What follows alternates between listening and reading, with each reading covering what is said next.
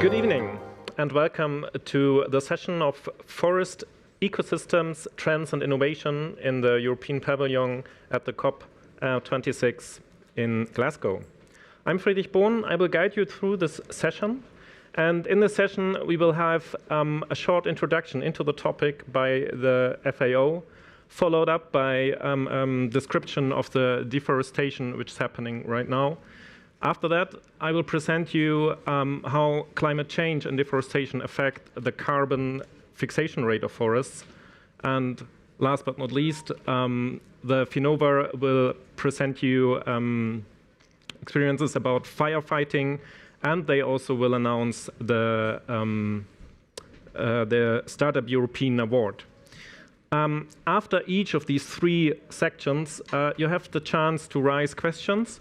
For that, please use the Slido app. So for those who are remotely connected, you find the Slido button on the left-hand side. And for you who are here in the room, you just scan the QR code here on the slide. Yes, so we could start with our first speaker, which is Mrs. Vähänen. She is the Deputy Director of the Forestry Division of the Natural Resources and Sustainable Production Stream. She has coordinated FAO's contributions to the global climate change debates for UNFCCC and other international agreements. Further, she led the FAO work for the REDD+ scheme. So please, here she is. Great. Screen is yours. Thank you so much, Friedrich. And good evening, morning, or afternoon, colleagues, depending on where you are. It is for me a great pleasure to be with you today, albeit virtually, to open this side event. As you've heard last week, and certainly we all have heard, forests have received significant political attention here at COP26, and an unprecedented amount, over $20 billion has been pledged to halt deforestation and land degradation, to tackle wildfires, and to advance the rights of indigenous peoples and local communities. And this is great news, as forests cover almost 1/3 of the Earth's land surface, and they are critically important to mitigate and adapt to climate change and to conserve biodiversity. In addition, that they also are a source of livelihoods, food, medicine, and fuel for more than 1 billion people. So forests do matter, and they indeed do deserve all this attention. But, a big but, the global forest area continues to shrink. According to the latest Global Forest Resources Assessment of FAO, the world is losing 10 million hectares of forest each year through deforestation. That is an area which is about the size of Iceland or Republic of Korea. In addition, the remaining forests are being degraded and fragmented through direct and indirect impacts of population growth, as well as natural disturbances. And the sad news is that these disturbances, such as fires, insects and disease outbreaks, drought and others, they are expected to become even more frequent and severe because of climate change. Shrinking forest area and forest degradation have negative impact on climate change, as you all well know. They result both in reduced capacity to remove carbon dioxide and increased carbon emissions.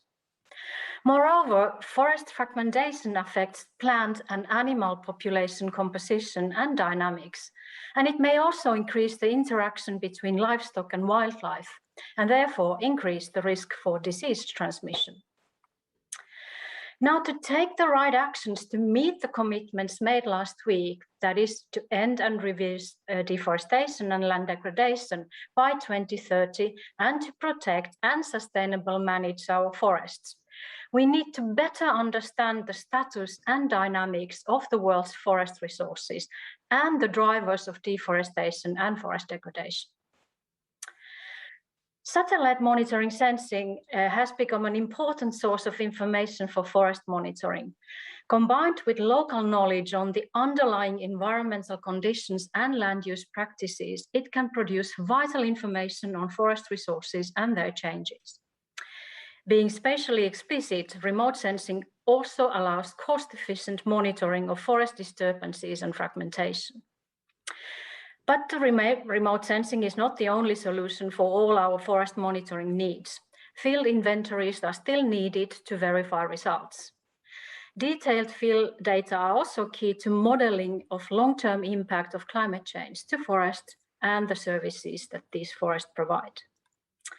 Dear colleagues, today we have an exciting opportunity to learn how the innovative approaches to forest monitoring and modeling have helped us to understand better the global land use dynamics and their underlying drivers. We will also have an insight into the current and future impact of climate change and other disturbances on European forests, their dynamics and structure, and we will learn about the importance of international cooperation and innovations in fighting forest fires to prevent and control calamities they cause. We will have a quite packed agenda, but it's full of new findings and approaches to forest and land use monitoring. So I look very much forward to these presentations and the subsequent discussions. Thank you, and back to you, Friedrich.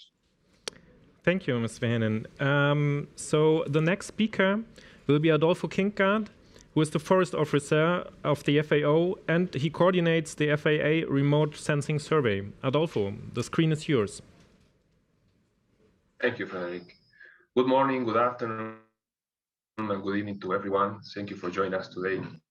My name is, as Frederick said, Adolfo Kinkard. I work for the Food and Agriculture Organization as a remote sensing expert.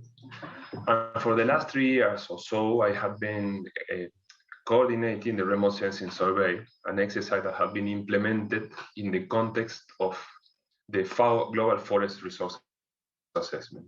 Today, I'm very excited to present to you the first results. The full report will be launched in the World Forest Congress next year to be held in South Korea, May 2022. I think Steve will launch the presentation.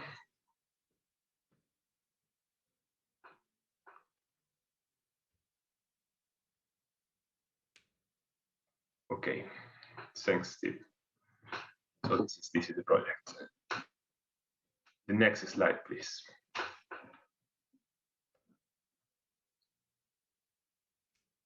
Okay, it's a figure of our work. Let me start now giving you a bit of background. Now, this project has 3 main objectives. The first one was to produce independent and consistent remote sensing-based estimate for forest area and its changes at global, regional, and biome level. Second, to create novel information on deforestation drivers and forest dynamic. And last but not least, to continue developing national capacities to use remote sensing for forest monitoring. In the next slide, we'll focus on the methodology. This methodology was built in the experience gathered from our previous remote sensing surveys and similar exercise. To guarantee the best result possible, we choose a methodology that is easy to use, and we decided to collect the data in a participatory manner to allow incorporation of national expertise to the process. To the best benefit from the national expertise, we organized 33 national and regional workshops, and we trained more than 800 participants from 126 countries to interpret the samples using Open Forest Collect Earth online platform and analyzing or doing photo interpretation of Landsat and Sentinel images. The tool, just mentioned, Collect Earth Online, is an easy-to-use cloud-based platform for photo interpretation that we developed in collaboration with NASA and Google. After the training, the experts analyze the data filing in their own countries, and later they share the data collected with FAO. In brief, remote sensing 2020, the FRA remote sensing 2020 was the first global remote sensing survey driven by local experts.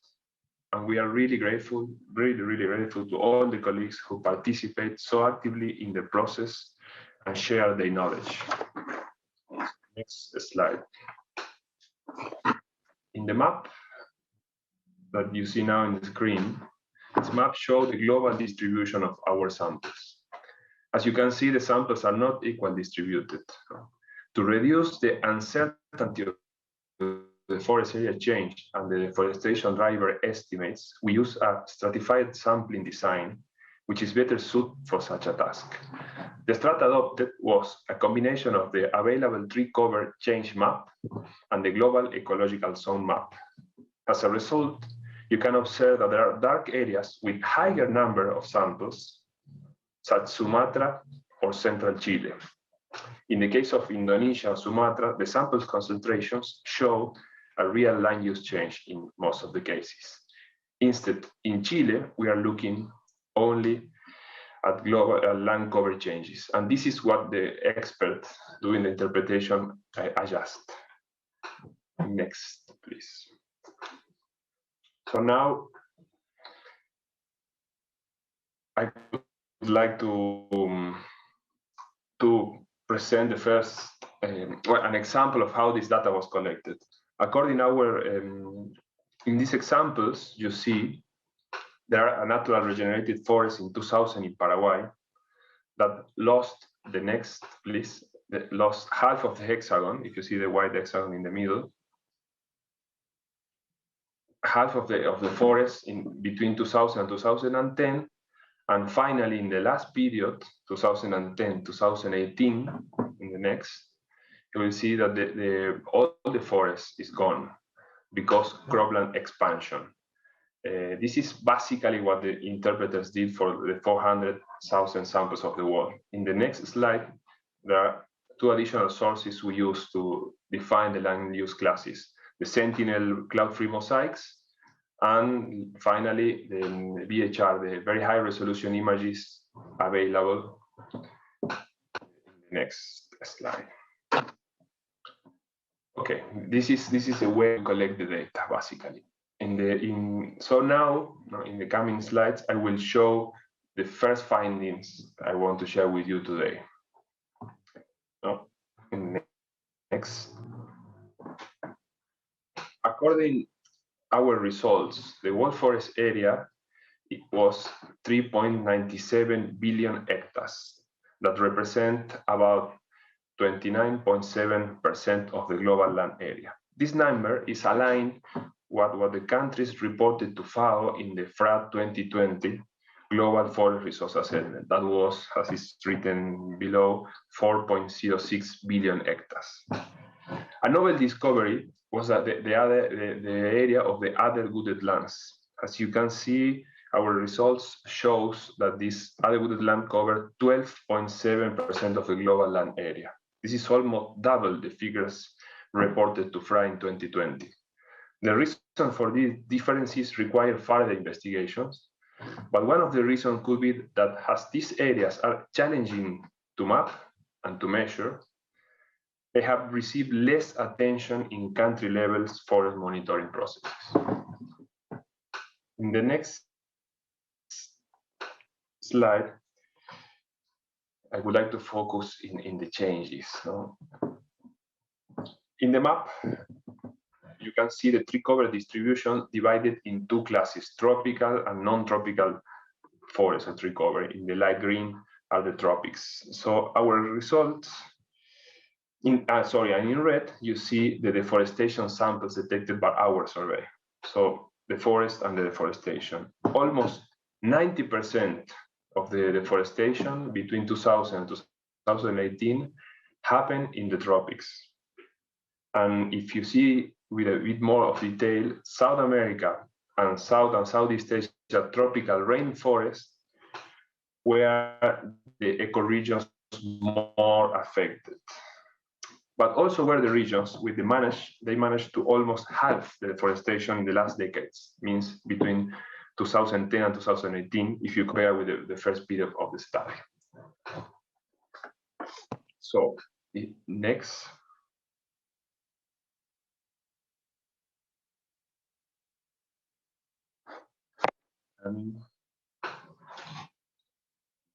Well, as for the drivers behind deforestation, Cropland Expansion, including that include palm oil, was found to be the main driver, representing alone 52.3% of the deforestation globally, followed by the livestock grazing with 37.5%. If we analyze that under the umbrella of agriculture expansion altogether, these two figures combined account almost 90% of the deforestation. I mean, croplands and livestock grazing expansion. Next. This is, of course, not homogeneous across the continent, so the prevalence of cropland expansion or livestock grazing vary within continents. While the croplands were predominant drivers in Asia and Africa, in the two first lines, in the Americas and Oceania, livestock expansion was predominant, reaching its peak in South America. The difference between family farming and commercial agriculture, the predominant conversion to flex crops as palm oil, and the overexploitation due to growing population expansion, among others, that are now being investigated more in detail to better understand this phenomenon. The next.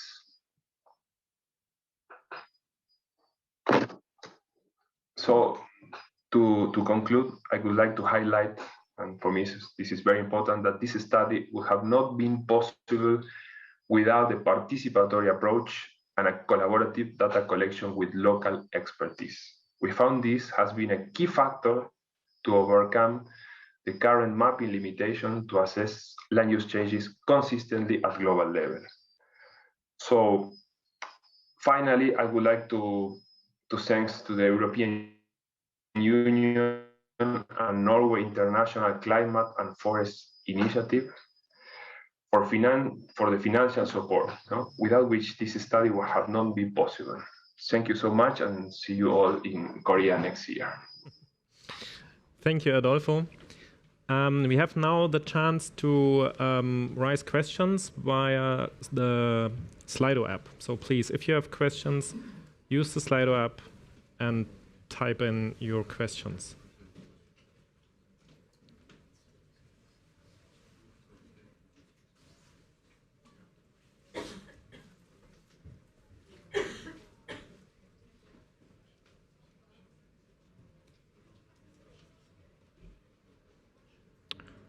Okay. It seems that there are so far no questions. There will be in the end, again, the chance to raise questions. And then, Adolfo, you have now the pleasure to introduce me, if you like. Or is he still online? If not, I can do it. Ah, yeah, he is. Yeah, so, well, now I will give the floor to Phil. You know him. He's from the Helmut Center of Environmental Research. He's a researcher, and Fredrik, the floor is yours. Thank you, Adolfo. So as you have heard by Adolfo, deforestation is one big threat for forests, but also we face climate change, and this is also a big threat for forests.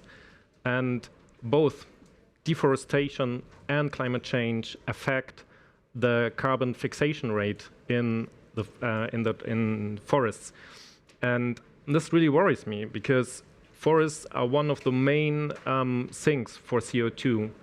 And now I will start with showing you how deforestation affects the carbon fixation rate of forests which are next to a deforestation event. So here you see an aerial picture of an area in Brazil, and you see that forest is replaced by croplands, resulting in small forest patches or islands, and we call them fragments. And this is very important to understand that they are essential for biodiversity. So the smaller such a forest island is, the higher is the chance that species go extinct. So this effect has also consequences for the biodiversity, but I will now focus on the change in the carbon dynamics in the forest edge area. And the forest edge area is the area 100 meters from the edge into the forest. And in these areas, now light can much more easily penetrate into the forest from the side because there are no trees anymore. And this results in an increase in temperature.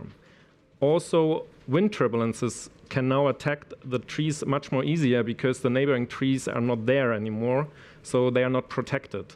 And increasing temperature and increasing wind turbulences resulting in a higher mortality rate of trees, so trees die and decompose, and while they are decomposed, they emit CO2 again. And colleagues of mine made a simple simulation, and they analyze how forests are affected by this increased mortality depending on the fragment size. So if you have a small fragment, of course there is a lot of edge area, and this results in a decrease in the biomass. And you see here on the graphic, in the green line is the average biomass for a forest in the tropics in this area. And the orange decrease shows how much carbon is lost from the storage due to the deforestation next to this forest patch. And if you see that there is 60% in small patches, 60% of the biomass is lost due to adjacent deforestation, then the question is, okay, if this happens on a small scale, what happens if we analyze the whole tropics? And in a second study, my lab identified approximately 130 million forest fragments on the 3 continents, and they analyze the same data as Adolfo did. And so 1 pixel is 30 meters large, and they really count every pixel to see if this is a patch and how far is it to the forest edge. These 130 million forest patches were found for the year 2000, and we redo the analysis for the year 2010, and we found that there is an increase in these number of fragments by 20 million. And you see on the left-hand side that also the size of these fragments is shrinking, the average size, and the number on the other side is increasing for all 3 tropical continents, and it's strongly happening currently in Africa.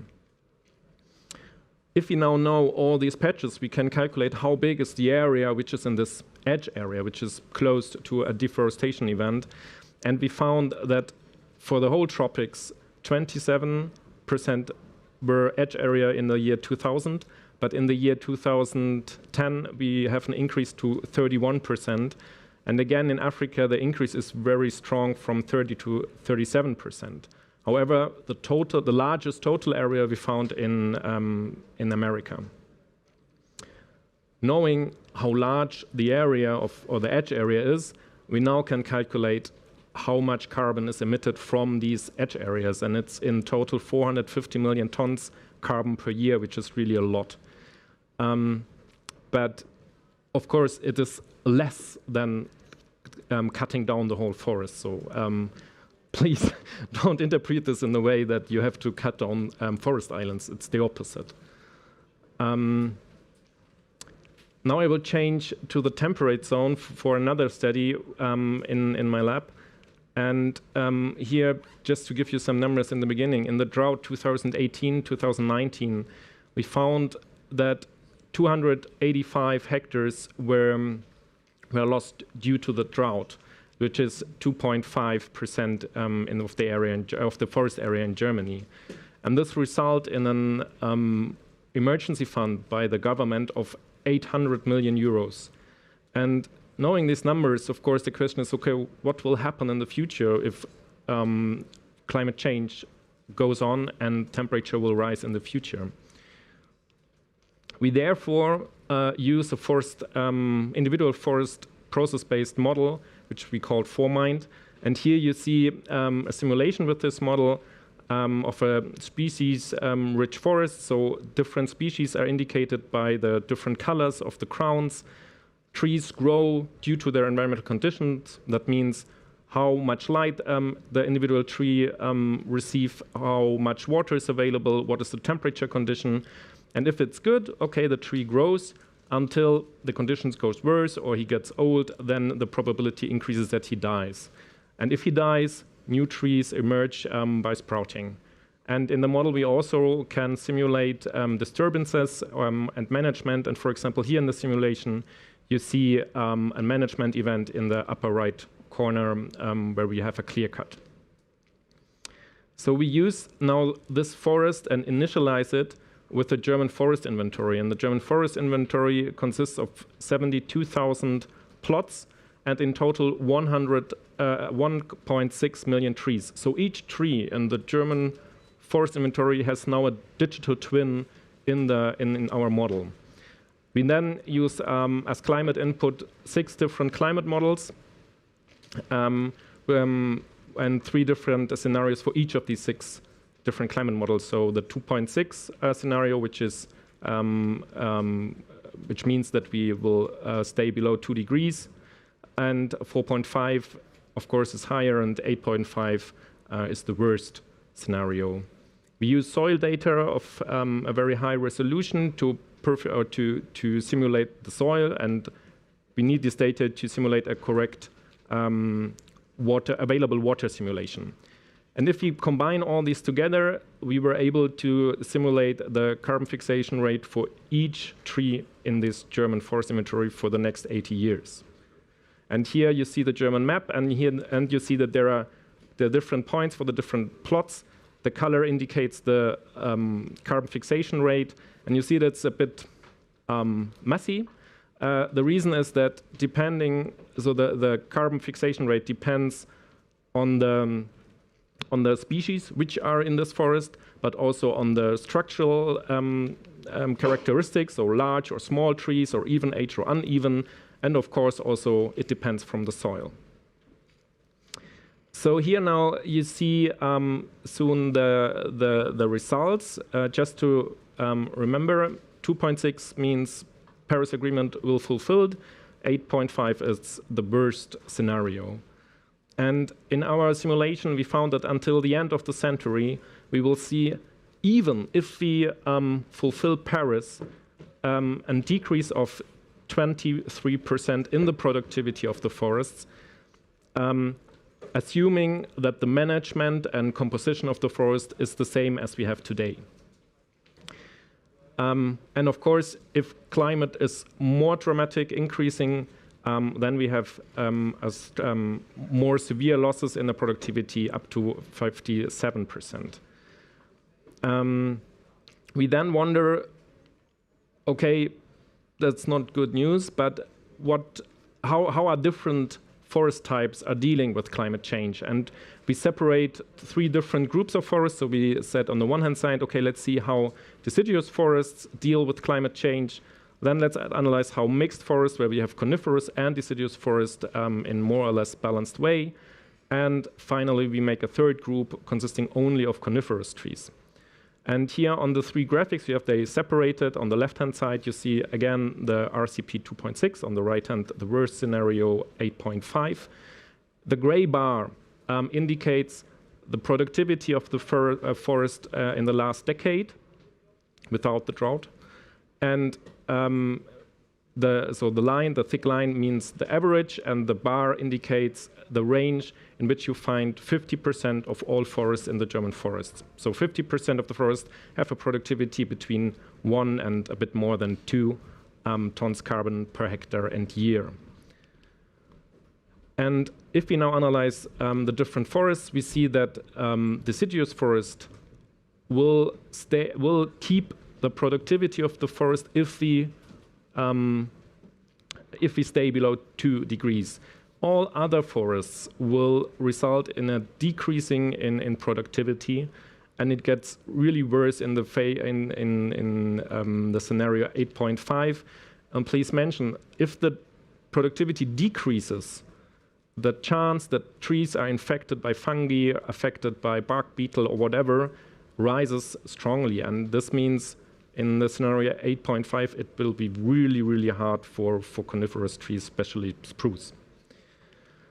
Okay, to sum up the messages.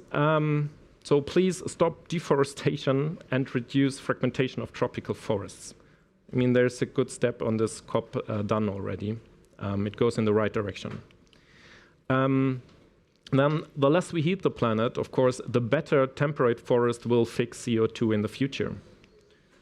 Regardless of the climate scenario, deciduous forest fix more CO2 than coniferous forest. So it's clear which is the strategy we have to go. And to maintain the current CO2 fixation rate of temperate forests, which is assumed in many scenarios and political agreements, we have to replace the harvested coniferous forest with deciduous forest, and we have to limit global temperature rise to less than 2 degrees. So thank you very much for your attention.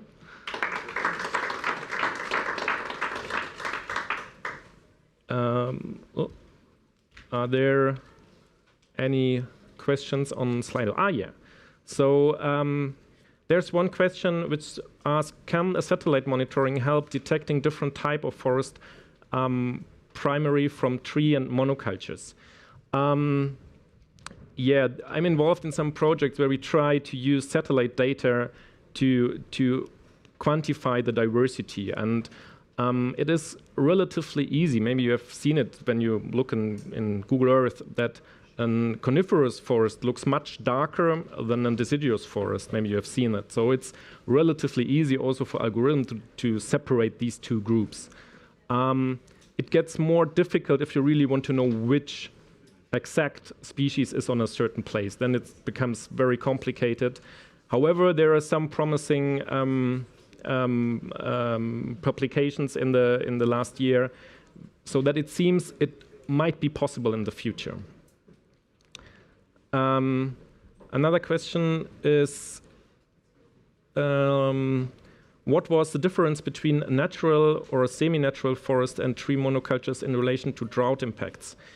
We found that the forests were not so much, in Germany at least, they were not so much affected by the drought itself, so that water is limited. It was more the heat wave during this time, which increases the maintenance respiration, and therefore the total balance gets negative. Nevertheless, there are some situations. For example, if you have a forest which grows on a soil which is very good in saving water and has a good water holding capacity, and now we have a drought, then this soil goes empty, so there's no water again, and the forest suffers a lot during the drought. Whereas in situations where you have a sandy soil, where the forests are adapted to dry conditions, the drought was not so strongly affecting such forests on sandy soils. I have to check the time. I think we can have one last question. Sorry, could you? Yeah. So there's one with the FAO. No, I think these are the questions we have so far. Okay, then we go on with the next topic, and I will hand over to Mr. Revuelta. And the question, he is the CEO of the Finova Foundation, which is a Spanish-Belgian NGO, and he's also implementing the Startup Europe Award. Right, the floor is yours. Okay. First, I want to transmit and to inform to you about we are a European foundation. We try to work. Finova means Foundation for Financing Innovation, and what we try is to now in this pandemic times and in this period 2021 2027 from the European Union, the message is very clear. We are in the moment of the biggest economic recovery plan in all over the world, not only European Union. We are economists talk about 15 times what was the so-called Marshall's Plan. okay, we have to think not only in the economic recovery in tourism sector or in industry, what is really what we need, but also we cannot forget biodiversity and the forest. It's because of that we are not a research institution. We are focused in transfer of technology and in the methodology of that. And what we have is we have a quite interesting project approved, is the Interreg CILIFO. We're talking of around near almost 25 million euros from the DG Regio of the European Commission. And we have created, we are working 3 years, the Iberian Center for Research and Forest Firefighting. And it started Alentejo, Algarve in Portugal with Andalusia government. And now, thanks to this methodology, now European Commission has approved a new project called firefighting with all Portugal, but also in Spain, Castilla León, Asturias, Castilla León, Galicia, and Extremadura. Anyway, what we have created is the first incubator in the field of startups for prevention of fire, fighting against fire, and also recovery of the forest land. And we have now a catalog of more around 200 different entities and innovation. What we try to do is to work with different scale programs, transforming that innovative ideas, for example, precision drones with precision for firefighting in the night, or we are working also with technosoils. We are going to transform that in live programs that now is open from the European Commission. But what about out of Europe? We have other programs like EUClimateAction or Horizon Europe or the triangular cooperation. Then for all who are listening to us from Latin America, from Africa, there are resources for doing that. There are talent ideas from universities, technological institutes, and startups, and we would like to work in that field. Allow me to explain that we have this methodology, Startup Europe Awards from the European Commission. We are 3 years working with this firefighting Startup Europe Awards, and that has allowed to us to collect that good ideas. And we would like to implement this. Why not in Korea or why not in Brazil? We have done that in Mexico, but we have our hands open. Why not to create the first Iberic Center for Innovation? Why not to create one in Macaronesia, in Canary Islands, or the Atlantic, in Mediterranean, or in other areas? What we want is to offer that catalog, our experience, but also our networking. Now we are in a process. We have received the National Winner Award from the DG Grow of the European Commission for supporting the internationalization of business. In next week in Slovenia will be the final. And why? It's from the European Commission DG Grow, because European Commission, not only environment or DG Regio, they are really concerned about the effects of that, and also the possibility of new green jobs for fighting against fire, but also for new industry. We have had different editions, and now we are going to announce, because we have created a special edition from the Startup Europe Awards, that they will receive a ticket of acceleration to transform that idea into a real project. A real project identifying the EU funding, but also the consortium.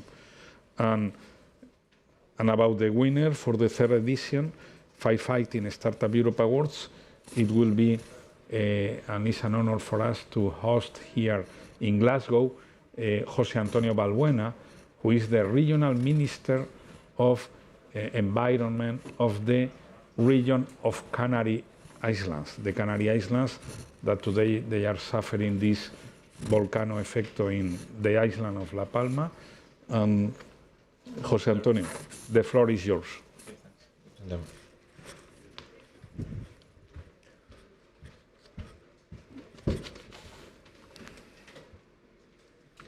Right here. Presentation is on.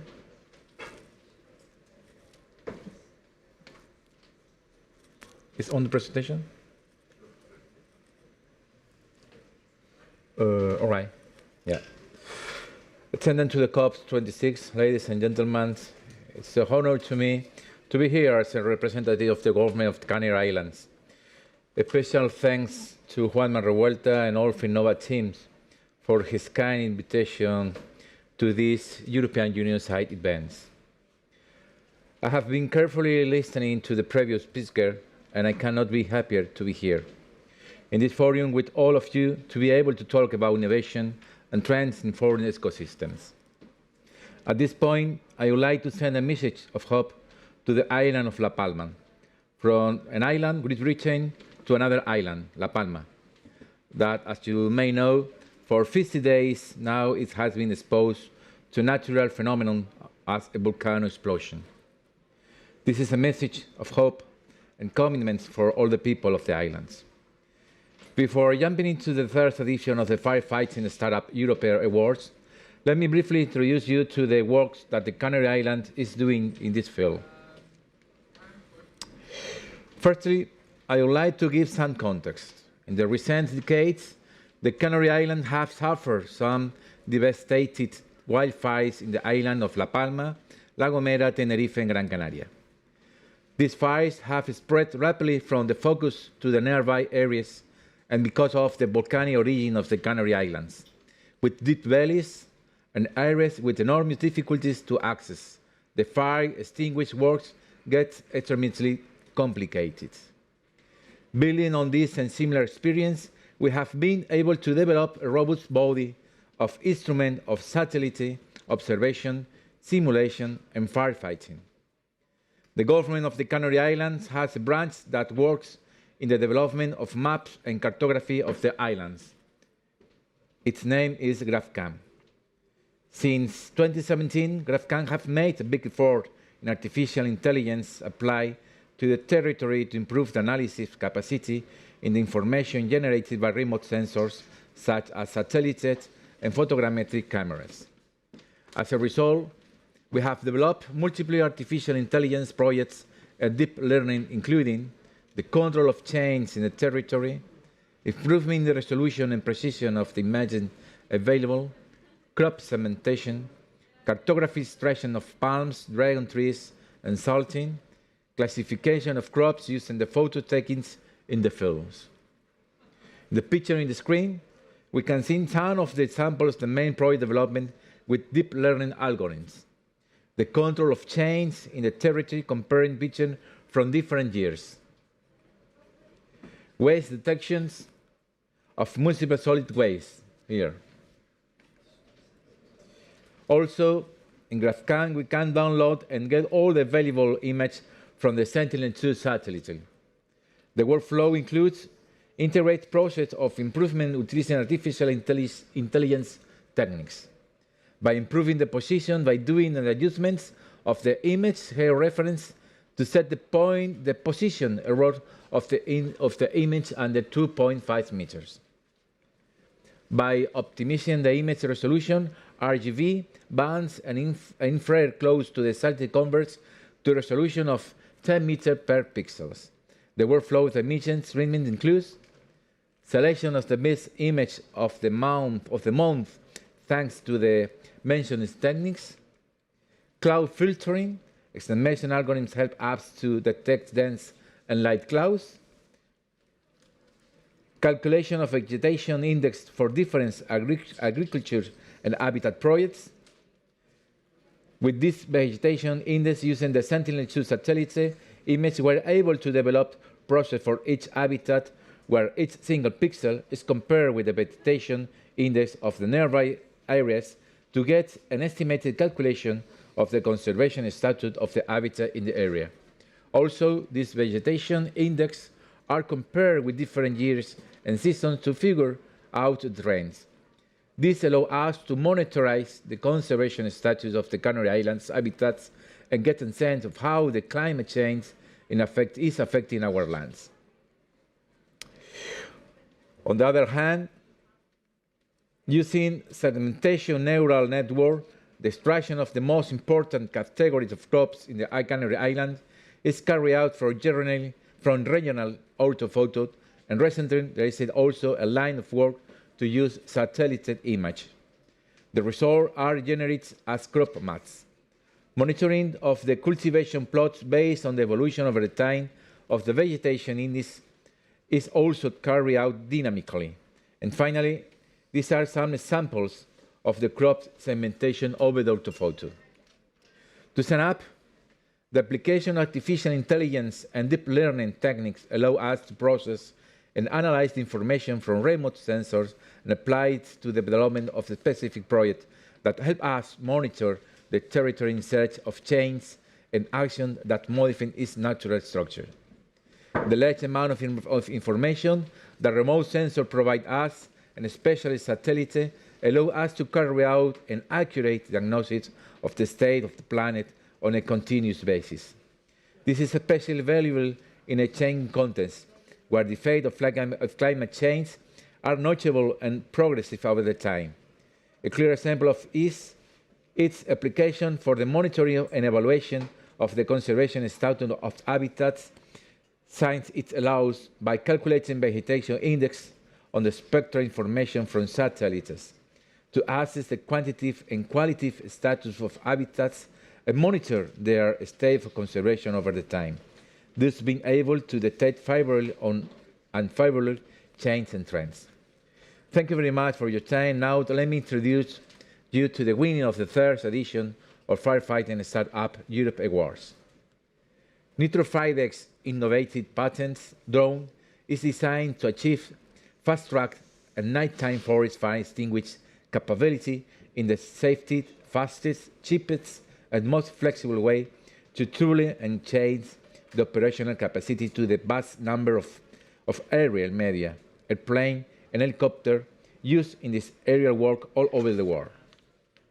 This capability can only be achieved by developing a specifically designed main and main aerial system capable of benefits from aviation. Take from managed aviation the ability to transport a large amount of liquid payload in a short time to the area of operation, and from unmanned aviation, a specific drone capable of transporting this liquid payload from the main aircraft to a drop point programs. So, the winner is Nitrofridex, and I think it's with us his CEO, Luis Bordallo. Good afternoon. I like to thanks to the jury of the third edition of the Firefighting Startup Europe SUA CILIFO 2021 for this recognition. For us, our team, is an incentive, of course, it's an encouragement to receive this award, because to continue to fighting to go ahead with our ambitious project, and of course, unfortunately, every day more and more necessary. We think it is time for the innovations of the worldwide unmanned aerial unmanned vehicle to give to the opportunity to the aerial firefighting, to the risk aerial firefighting, a new way to fight against the fire. It is we have to improve two key points of the aerial firefighting: the fast track capability, and of course the night aerial forest fighting capability. This capability only can be achieved using both aviation, manned and unmanned aviation. what would you get from the manned aviation? The capability of transport big quantity of payload. In our case, is extinguishing agent to the forest fire area. And from the manned aviation, we are patenting a specific drone able to transport this payload, in our case is extinguishing agent, from the manned aircraft. The manned aircraft can be an helicopter. In this case, we'll drop one by one drone by one. In the case of a transport aircraft, big transport aircraft or medium-sized transport aircraft, we can drop several ones in a train formation in order to be able to overlap the drops over the fire.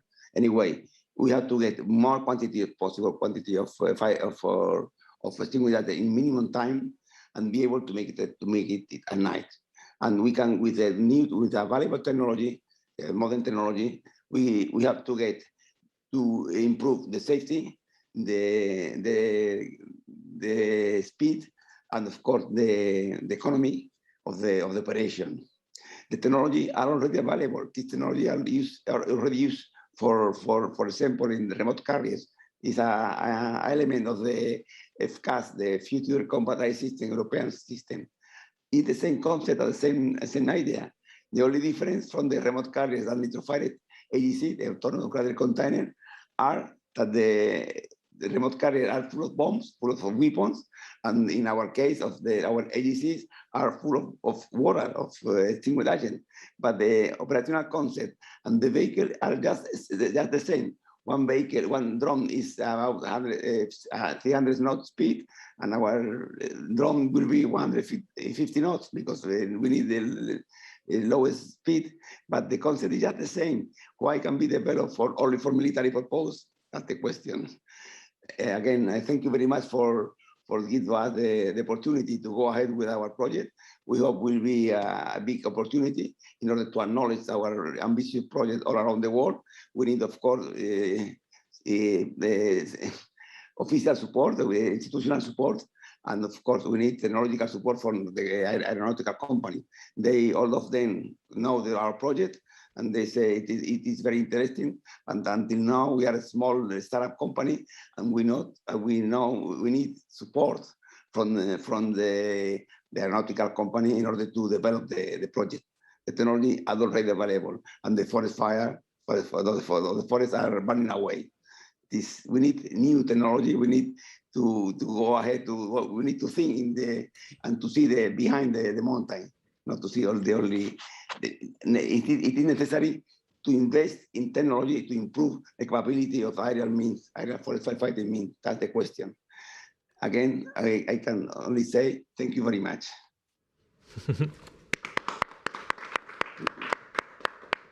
Yeah, congratulations also from my side.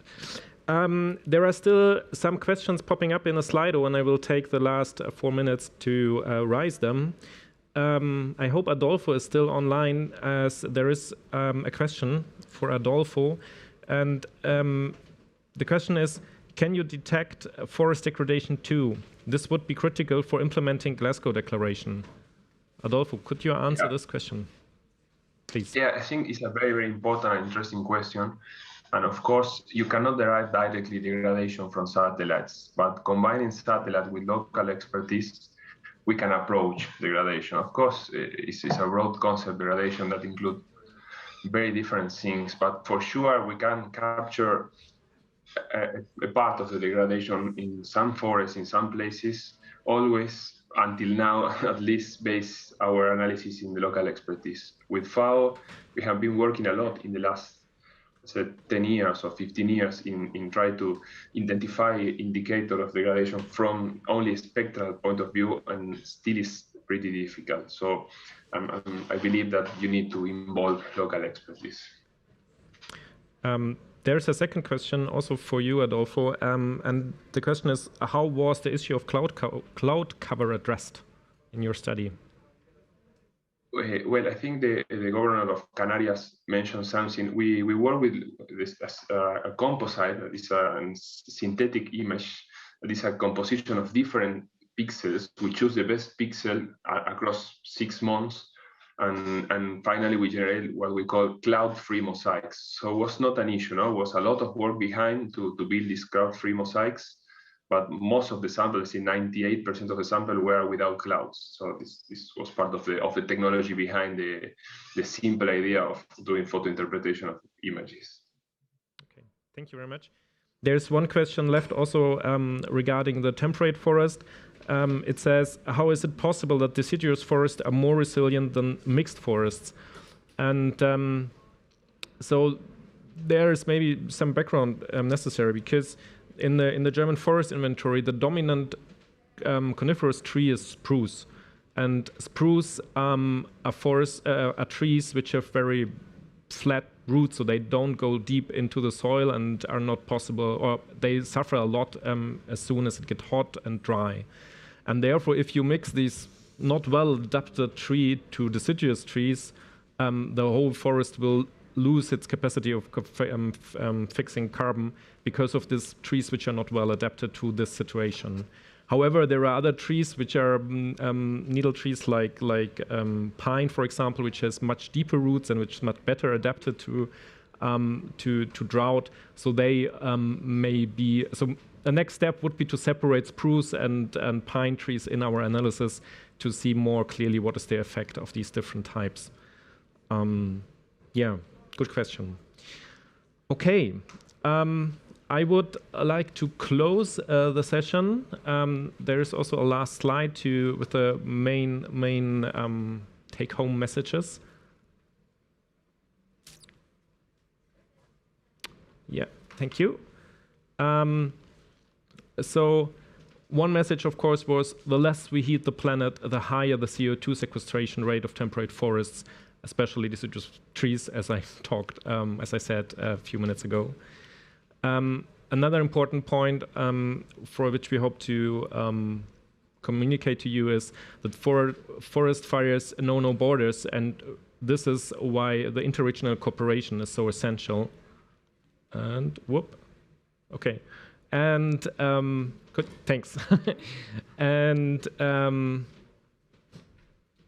the last important point from the FAO was it's also important that you have this international cooperation with these local expertise to detect the maps. And I thank you for your attention and joining the session. I wish you a nice evening and a very productive and brave negotiations for the rest of the week. And yeah, have a nice evening. We will be there for the next hour. So if you have no more questions, you can ask us here as well. Thank you very much.